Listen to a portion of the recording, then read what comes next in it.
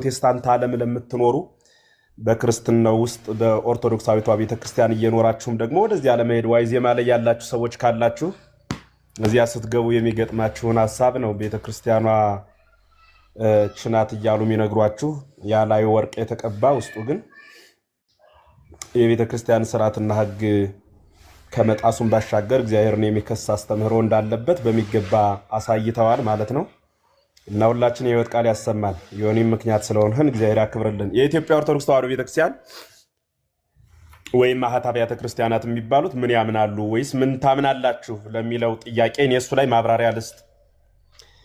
በመጀመሪያ እንኳንስ ፈጣሪ በፍጡር ስጋ መጥቶ ከኛ ጋር የሰውነትን ባህሪ አድርጎ የተገለጸውን ለግል ነው ወይም ለተመረጡ ሰዎች ብቻ ነው ብሎ ማስተማር ይቅርና የተፈጠረችው ፀሐይ በራሷ ለሆኑ ሰዎች ብቻ የምትወጣ አይደለችም። ፍጡር ናት። የምታበረው ግን ለዓለም ነው። አይነ ስውር ስላላያት ፀሐይ አትወጣም ብሎ መናገር ግን አይችልም። ደካማም ፀሐይን ወጦ ስላልሞቃት ፀሐይ የለም ብሎ መናገርም አይችልም። ፀሐይ ለዓለም ሁሉ ታበራለች። ፀሐይዋን ስላልተጠቀማት የሆነ አካል ፀሐይ የለችም ብሎ መናገር ወንጀል እንደሆነ ሁሉ በክርስቶስ አምላክነት አምኖ ያፈሰሰውን ደም የቆረሰውን ስጋ በእምነት ባለመቀበል ራሱን አርቆ በኋላ ግን ክርስቶስን ለምን አልተቀበልከውም ሲባል ለስንፍናው ክርስቶስ ለተመረጡት ብቻ የተሰጠ ነው ብሎ መጥቀስ በ18ኛው መቶ ክፍለ ዘመን የነበሩ አንድ ባለቅኔ ሲናገሩ ሰብለ እከዩ ሃይማኖት ያለብሳ ብለዋል። ሰው ለክፋቱ ጥቅስ ይጠቅሳል፣ ለስንፍናው ለራሱ የሚስማመውን ጥቅስ ነው የሚጠቅሰው። ይህ ሁሉ መጋጋጥና ድካም በተመለከቱት ልክ በአጭር ለመግለጽ ይህንን ሁሉ ክታብ የጻፉት ወገኖቻችን ለስንፍናቸው ነው። ማለት ምን ማለት ነው? ኃጢአት እየሰሩ ለምን ጽድቅ አልሰራህም ሲባሉ ክርስቶስ ስላልመረጠኝ ነው እያሉ ኃጢአትን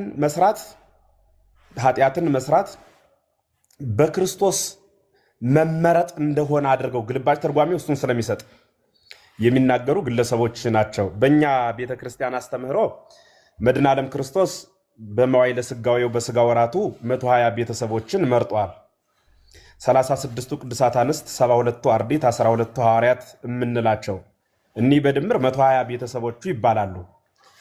የቃሉን ትምህርት የእጁን ታምራት እያዩ እግር በእግር አብረውት የኖሩ ናቸው።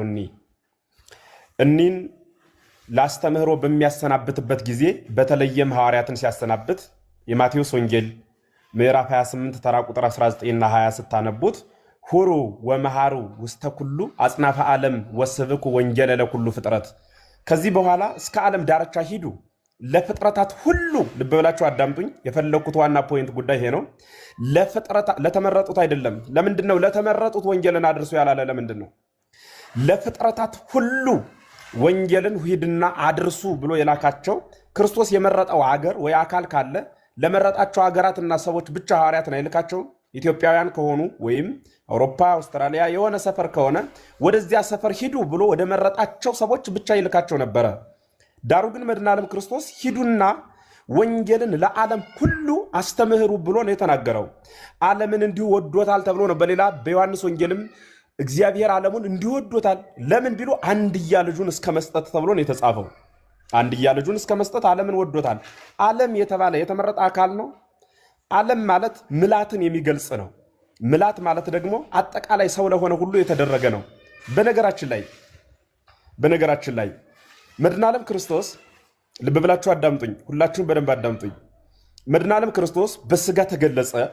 በመዋዕለ ሥጋዌው መጥቶ ከድንግል ስግው ሆነ እንላለን። ለምን መጣ? ዓላማውን ግን ያውቁታል? የመጣበት ዓላማ ምንድን ነው? ይህንን ዓላማ የሚያውቅ አለ ወይ? ማለት አዳምን ሊያድን አይደለም የመጣው? አውሮፓዊው የአዳም ልጅ አይደለም? ኢትዮጵያዊስ የአዳም ልጅ አይደለም? አዳምን ሊያድል ከመጣ ከአዳም ልጆች ደግሞ ለይቶ የሆነ ሰፈር የሚተው ከሆነ መጻ ለድህነት ዓለም እያሉ የቀደሙ አባቶች የተናገሩት ሁሉ ምንድን ነው የሚሆነው? ለድህነት ዓለም አይደለም ክርስቶስ የመጣው? ክርስቶስን መቀበል አለመቀበል በተቀባዩና በማይቀበለው ሰው በሚቀበለውና በማይቀበለው ሰው መካከል ልዩነት ይኖራል እንጂ ክርስቶስ ለዓለም ሁሉ እንካችሁ ብሎ እኮ ለዓለም ነው የሰጠው። ራሱ ቀራንዮ ላይ የወጣው ለሰፈር ነው? ለሆነ ሀገር ነው ለሆኑ ሰዎች ብቻ ነው ቀራንዮ ላይ የወጣው። የተገረፈው ግርፋት፣ የቆሰለው መቁሰል፣ ያ የተሰቃየው ስቃይ፣ የተገረፈው 6666 ግርፋት፣ ያ የተንቆረቆረው ላብ ለሆኑ ግለሰቦች ነው? ለተመረጡ ሰዎች ነው? ለሆነ ሰፈር የተደረገ ነው? ይሄ በክርስቶስ ላይ መቀለድ ነው። ነገር ሃይማኖትንም የማጥፋት አብይ ክህደት አባዜ ነው። እኛ ግን እሱን አናስተምርም።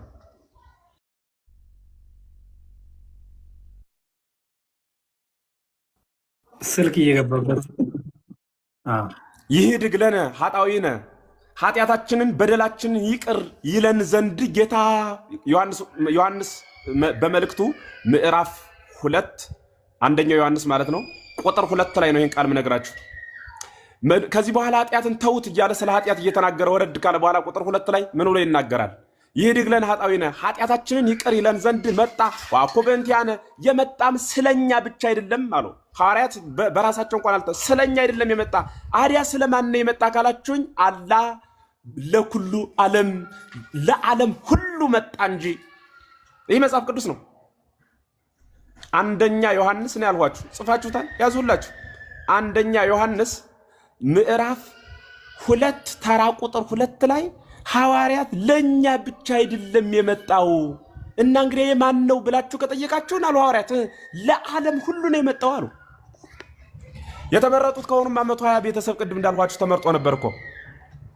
ለ120ው ቤተሰብ ለኛ ብቻ ነው አላሉም እነርሱ ብለዋል አላሉም። ለድህነት ዓለም ለዓለም ሁሉ መጣ ብለው እነርሱ ተናገሩ። ለቤዛ ኩሉ ዓለም ለቤዛ ኩሉ ዓለም ለቤዛ ኩሉ ዓለም ለቤዛ ኩሉ ዓለም ነው የሚለው ሊቃውንት ሁሉ በጠቅላላ በዘመነ ሐዲስ የነበሩ ከአንደኛው መቶ ክፍለ ዘመን ጀምረው እስከ 6ኛው ያሉ በጽሁፍም በቃልም በትውፊትም ለቤዛ ኩሉ ሚል ነው ያለ።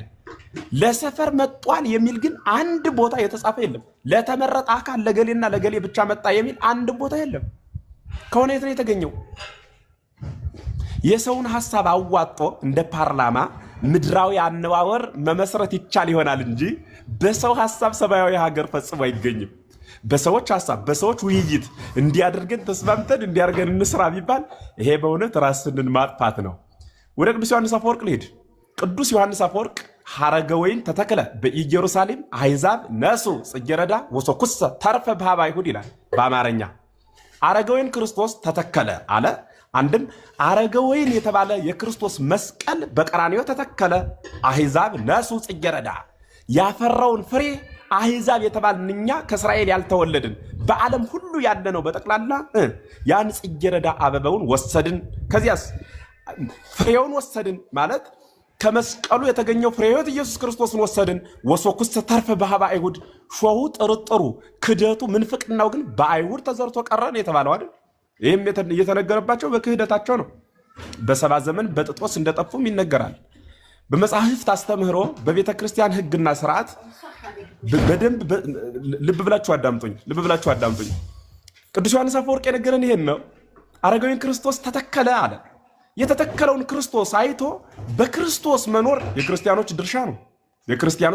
በክርስቶስ ስላልኖርን ግን በክርስቶስ ያልኖርሁት ክርስቶስ ለእኔ ስላልመጣ ነው ብሎ ማማኘት ግን አንተ የማን ዘር ነህ? እንዲህ ብሎ የሚናገረው ሰው ከማን የተወለደ ነው? ለአዳም አይደለም የመጣው? 99 ሀዲጎ ተሳ 99ኙን ነገደ መላእክት ትቶ የጠፋው አዳምን ሊፈልግ መጣ አለ። አዳምን ሊፈልግ መጥቶ የአዳምን ልጅ ከተወ የአዳምን ልጆች ካልፈለገ ስለዚህ ምጽአተ ክርስቶስ ከንቱ ነውን? ከንቱ አይሆንም ምጽአተ ክርስቶስ።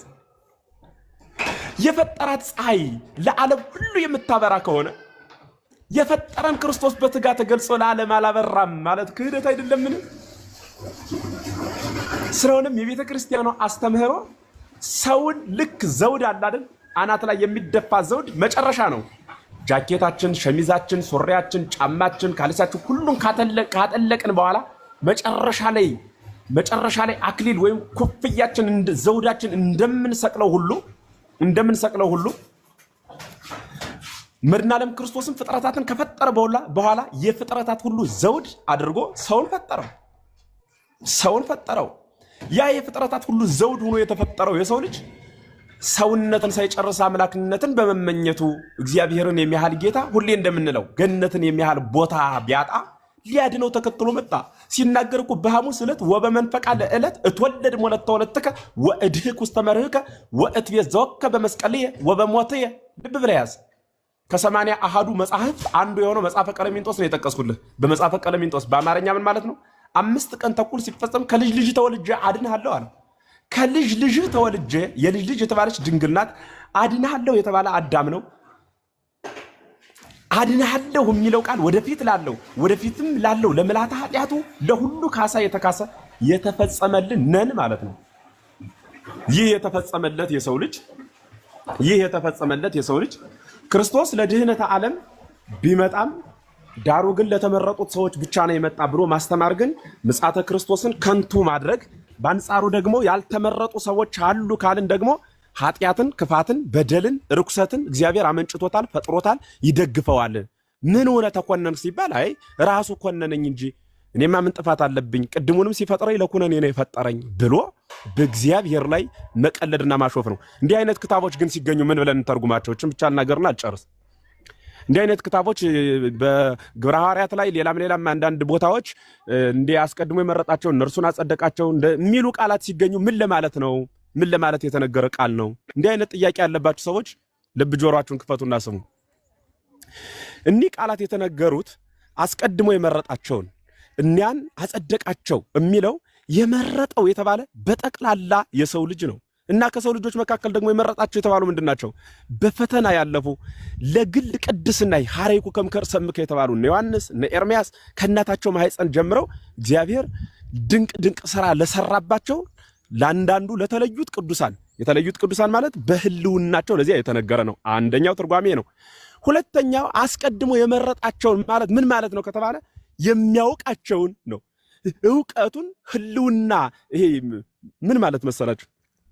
አስቀድሞ ይሄ ዕውቀትን ነው። አሁን እነሱ ምን ብለው የተረጎሙት? ውሳኔ አድርገው የእግዚአብሔርን ማወቅ ውሳኔ አድርገው ተረጎሙት። እግዚአብሔር ሁሉን ያውቃል።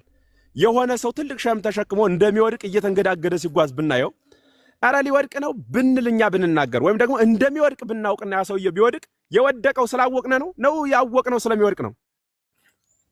ያወቅነው ስለሚወድቅ ነው ወይስ የወደቀው ስላወቅን ነው? ለዚህ ጥያቄ መልስ ስትሰጡ ነገር ሁሉ ያልቃል።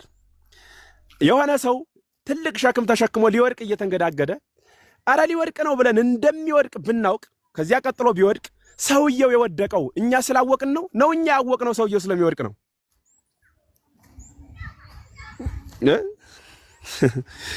ስለሚወድቅ አወቅን እንጂ ስላወቅን አይደለም የወደቀው። የኛ ዕውቀት አይደለም የጣለው።